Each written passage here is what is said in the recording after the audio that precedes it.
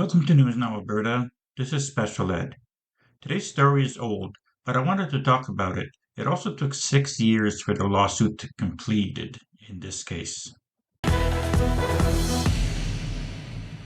Irene Joseph, a 61-year-old First Nations elder, says she's still recovering from an incident that happened last Saturday in Smithers. Right now, I'm still pretty sore. Joseph was out last weekend when she talked to someone in a local store.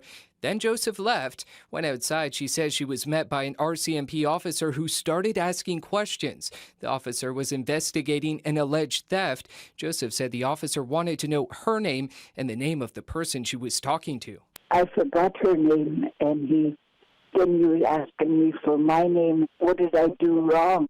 That's when Joseph said the officer shoved her to the ground. Some of what happened was caught in this photo, which ran in the local paper.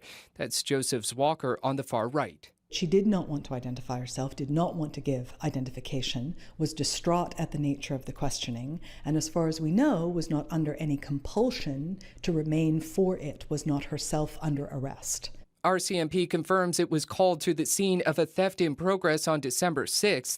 In a statement, Staff Sergeant Kirsten Marshall writes, police detained an individual who did not comply with verbal direction. The police officer restrained the person when they resisted and called for a second officer. Police add no criminal charges have been laid in relation to the original complaint. That investigation is ongoing. One, the statement by the RCMP seems to indicate that there is an attempt to resist a kind of arrest. We cannot understand the legal basis for the arrest in the first place. Irene Joseph says she has concerns about the conduct of the officer.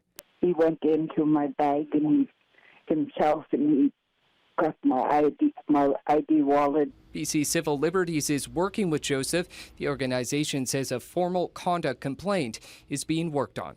Jeff Harrington, CBC News, Vancouver. RCMP claimed that she was not following verbal orders is bull. She didn't have to. She didn't have to give her name or anything without them having reasonable suspicion that she had committed a crime, and they did not have that.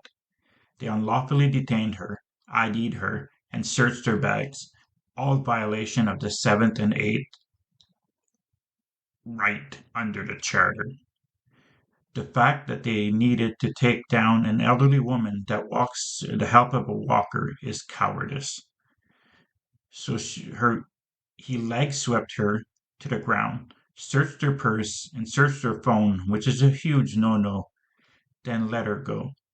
She won a $55,000 lawsuit, which is a big lawsuit in Canada, unlike the US that could have probably went in the millions. The lawsuit alleged false arrest, false imprisonment, assault and battery, and breaches of her charter rights for the search of her belongings. The defense tried to reduce that by 90%, saying that she was responsible for most of her injuries. But the judge decided that she was not responsible for any of her injuries. The officer was. I found no discipline was ever brought to the officer, which is not surprising to me. What do you think of this?